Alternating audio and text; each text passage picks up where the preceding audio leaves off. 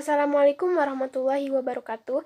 Perkenalkan, nama saya Yulia Pramudita, jurusan Ilmu Komunikasi, mahasiswi dari Institut Manajemen Wiata Indonesia.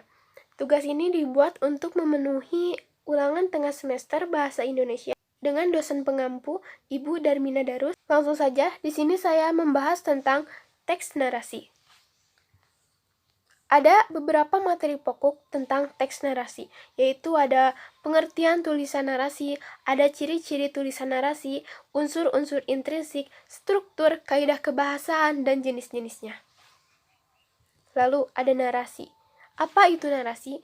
Narasi adalah jenis tulisan yang menceritakan suatu peristiwa atau kejadian dan di dalamnya diuraikan peristiwa-peristiwa itu berlangsung sedemikian rupa sehingga pembaca benar-benar menghayatinya, seolah-olah kejadian itu benar-benar terjadi di hadapannya. Di dalam narasi juga ditemukan perbuatan-perbuatan yang berhubungan satu sama lain sehingga terlihat suatu rangkaian kejadian yang berlangsung dari awal sampai akhir. Lalu, ada ciri-ciri tulisan narasi. Tulisan narasi pun dikenal dengan memperhatikan ciri-cirinya, yaitu 1. Tulisan narasi berisi rangkaian peristiwa yang membentuk keutuhan cerita. 2. Tulisan narasi memiliki pelaku yang melaksanakan tindakan-tindakan sehingga terjadi peristiwa. 3. Tulisan narasi menyampaikan peristiwa berdasarkan urutan waktu kejadiannya. 4. Tulisan narasi dilengkapi dengan motif, latar, tempat, suasana, atau sosial. Ada konflik, tema, amanat, sudut pandang, gaya bahasa khas, dan unsur-unsur lain yang menghidupkan cerita. Lalu, ada unsur intrinsik, yaitu ada tema. Tema itu pesan atau pokok yang akan dikisahkan dalam cerita. Ada amanat. Amanat yaitu pesan yang tersampaikan dalam cerita tersebut. Lalu ada alur, perwatakan, pertokohan. Pertokohan itu seperti dalam cerita ada karakter protagonis atau antagonis, seperti itu. Lalu ada latar, setting, lalu ada sudut pandang.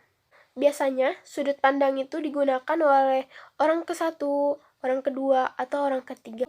Lalu ada struktur intrinsik teks narasi. Ada orientation, yaitu bagian di mana pengarang melukiskan dunia untuk ceritanya.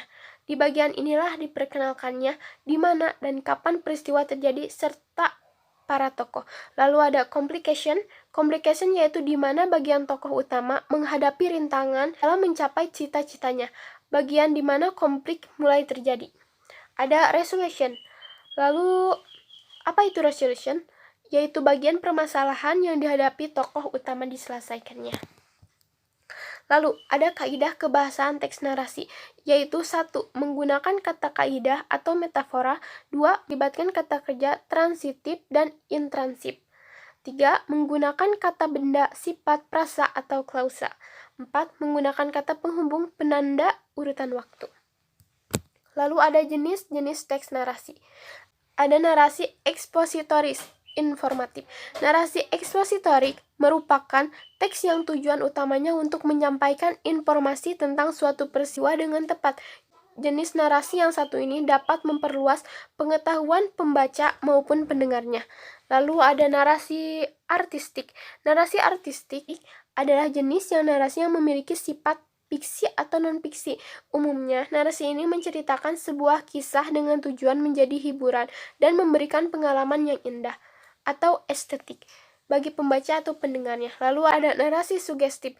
Terakhir adalah narasi sugestif atau sebuah narasi yang dibuat untuk menyampaikan maksud tertentu. Bisa juga menyampaikan amanat tersembunyi pada pembaca atau pendengar. Dengan begitu, mereka yang membaca jenis narasi ini akan merasa sedang melihat peristiwa yang diceritakan secara langsung. Mungkin cukup sekian pemaparan teks narasi yang saya paparkan. Terima kasih, mohon maaf bila ada kesalahan karena saya masih banyak harus belajar kembali. Assalamualaikum warahmatullahi wabarakatuh.